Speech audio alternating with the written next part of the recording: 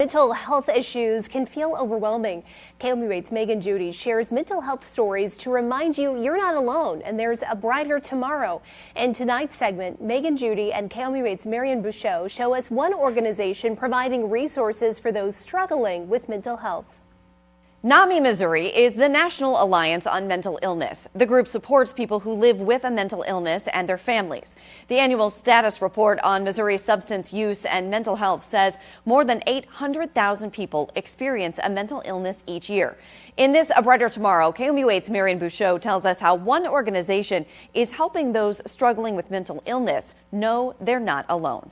I live with bipolar disorder. It's a lifelong thing. For KIRSTEN Buchanan, life can sometimes feel like a runaway train. But before I was treated, it was very severe. It really impacted my life. She's had help from the National Alliance on Mental Illness, or NAMI Missouri, because her mental illness went beyond just impacting her. My parents didn't really know what to do because there's no guidebook for what happens when your child develops a mental illness. KIRSTEN's mom, BARB, helped her take on this new challenge. When you're dealing with a mental health crisis, it feels like you're alone on a speeding runaway train and you can't stop it, you can't get off of it, and you can't slow it down. She thought she was alone on the ride, but she wasn't. Barb heard about NAMI Missouri. They had a program for family members and friends of people living with a mental illness. She signed up for it in hopes of understanding her daughter better. The way my mom supports me is super effective.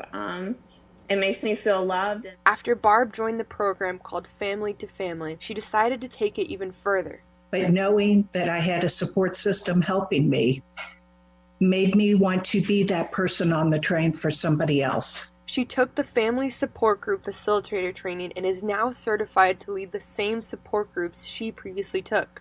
Information is power.